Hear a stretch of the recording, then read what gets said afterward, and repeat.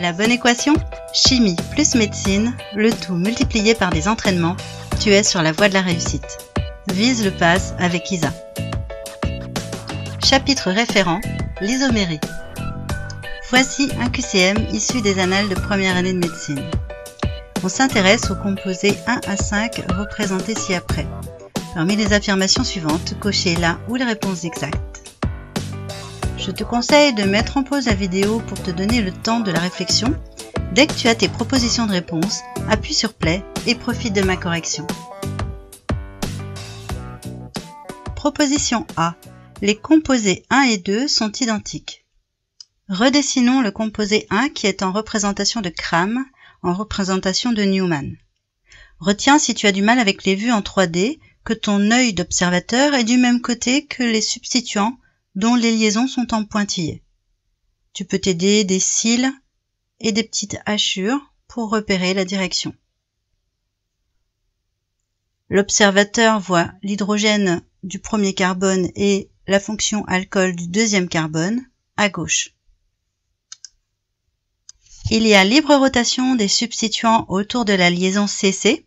En pivotant d'un huitième de tour vers la gauche les substituants du premier carbone et d'un huitième de tour vers la droite les substituants du deuxième carbone, on tombe exactement sur le composé 2. La proposition A est vraie. Proposition B. Les composés 1 et 3 sont énantiomères. Je te propose de passer le composé 3, qui est en perspective cavalière, en représentation de Cram. Les liaisons verticales restent dans le plan de la feuille. Les substituants, orientés à gauche, seront en pointillés, car en arrière du plan. Ceci en supposant que l'œil de l'observateur est à gauche de la molécule et regarde en direction de la droite.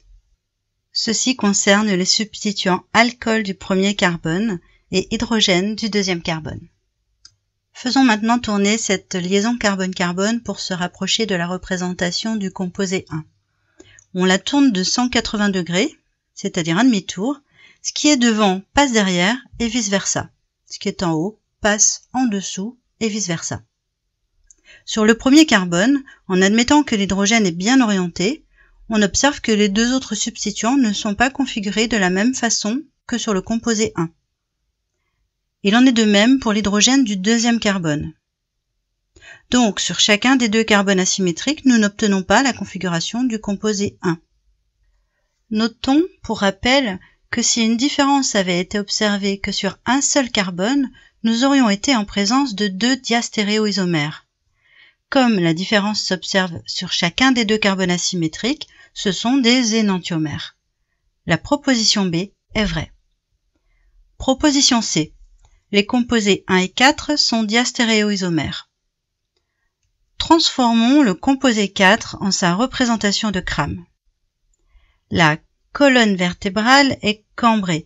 Les substituants du dessus et du dessous sont donc en arrière du plan. Les bras, aussi nombreux soient-ils, sont tournés vers l'avant, bien sûr. Posons notre œil d'observateur au-dessus de la molécule, dans l'axe carbone-carbone. Les atomes du dessus, CHO, et du dessous, CH2OH, seront dans le plan.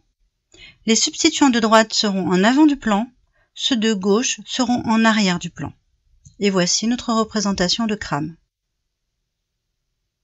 Il me reste à faire tourner d'un tiers de tour les substituants sur le premier carbone. J'obtiens ainsi la représentation 1. Les composés 1 et 4 sont identiques. La proposition C est fausse. Proposition D. Le composé 5 est de configuration absolue 2R, 3S. La fonction prioritaire est la fonction aldéhyde. Le deuxième carbone est à gauche du troisième carbone. Commençons par le deuxième carbone, qui est un carbone asymétrique. Sur celui-ci, nous trouvons un hydrogène qui occupe la 4e place, un oxygène qui occupe la 1re place. Les deux carbones qui se bataillent la 2e et 3e place sont tels que celui du dessus porte un hydrogène et l'équivalent de 2 oxygènes, ceci dû à une double liaison CO, et le carbone 3 porte un carbone, un oxygène et un hydrogène. Il est donc plus léger. Il aura la position 3 et la position 2 sera attribuée pour le carbone 2. Avant de commencer à observer le sens de rotation, nous devons positionner l'hydrogène, position 4, en arrière du plan. Je vais donc permuter les substituants 4 et 3. Le sens de rotation 1, 2, 3 est antihoraire, soit sinistère. Étant donné que nous avons fait une permutation, nous devons conclure à une configuration, non pas S, mais R. Regardons maintenant le deuxième carbone asymétrique. Nous avons en position 4 l'hydrogène, en position 1 l'oxygène de nouveau, en position 2 et 3 se bataillent encore des carbones. Sur le carbone à gauche, c'est-à-dire le deuxième carbone de la molécule, nous avons un carbone, un oxygène, un hydrogène. L'autre carbone, en haut à droite, porte 2 hydrogènes et un oxygène. Il est donc plus léger.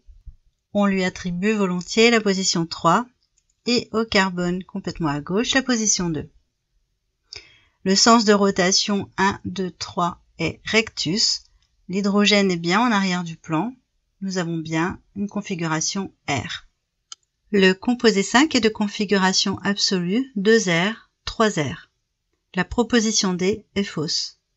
Proposition E, les composés 3 et 5 sont diastéréoisomères. On note immédiatement une permutation de 2 substituants sur le premier carbone, entre l'hydrogène et OH. Sur le deuxième carbone, opérons une petite rotation de 1/6 de tour vers la gauche des substituants du composé 3 et nous obtenons exactement la même disposition des substituants que dans le composé 5. Une seule permutation pour 2 carbones asymétriques. Les composés 3 et 5 sont diastéréoisomères. La proposition E est vraie. Continue à t'entraîner avec ces nouvelles questions issues des annales de première année de médecine. Mes corrigés détaillés des annales de PASS sont disponibles en PDF et je t'explique comment les obtenir dans la description. Si le contenu de ma vidéo t'a plu, fais-le moi savoir et partage-la autour de toi. Afin de ne pas manquer la sortie de mes prochains QCM, abonne-toi à la chaîne et active la cloche pour en être averti. Tu trouveras le corrigé de QCM que tu as sous les yeux dans la vidéo 1.4c. Pense à varier les plaisirs. Pour faire de la biophy, c'est par ici, et des biostats, c'est par là. Je te souhaite un bon courage et te dis à bientôt.